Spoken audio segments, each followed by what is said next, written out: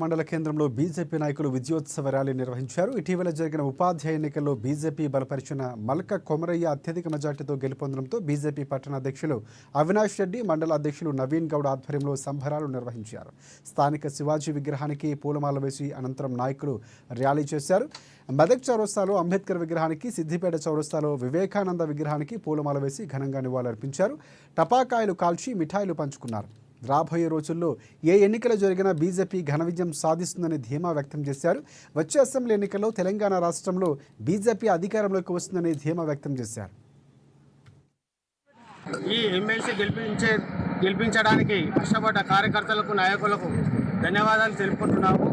ఈరోజు రాష్ట్రంలో కానీ దేశంలో కానీ ఇక్కడ చూసినా కానీ ఎన్నికలు జరుగుతున్నాయి అంటే అక్కడ ఖచ్చితంగా బీజేపీ బాగా వేస్తుంది, బీజేపీ గెలుస్తుంది తప్ప వేరే ఏ ఇతర పార్టీ కూడా గెలవడం లేదు.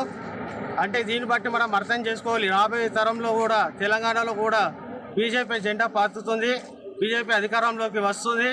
అంతేగాని కాంగ్రెస్ ఎక్కడ కూడా దేశంలో కానీ రాష్ట్రంలో కానీ నామరూపాలు లేకుండా పోతుంది. మేము ఇప్పటికైనా హెచ్చరిస్తున్నాం, మీరు కాంగ్రెస్ ప్రభుత్వం చాలా వ్యతిరేకత ఉంది.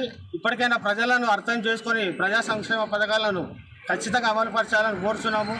మరి భారతీయ జనతా పార్టీ కార్యకర్తల కృషి వల్ల మరియు తెలంగాణ టీచర్స్ వారు కూడా సహకరించినందువల్ల మరి ఈరోజు మల్క కొమరయ్య గారి గెలుపు తథ్యమైందని చెప్పేసి మరి సంబరాలు చేసుకోవడం జరుగుతుంది.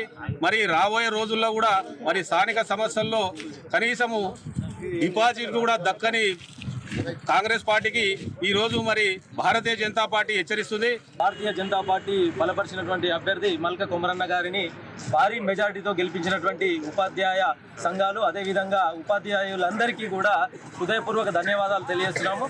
ఈ విజయం వెనకాల మా ఎంపీ రఘునందన్ రావు గారు, అదేవిధంగా బండి సంజయ్ అన్న గారితో పాటు కార్యకర్తల కృషి ఎంతగానో ఉందని చెప్పి ఈ సందర్భంగా తెలియజేస్తున్నాం. భద్రాద్రి కొత్తగూడెం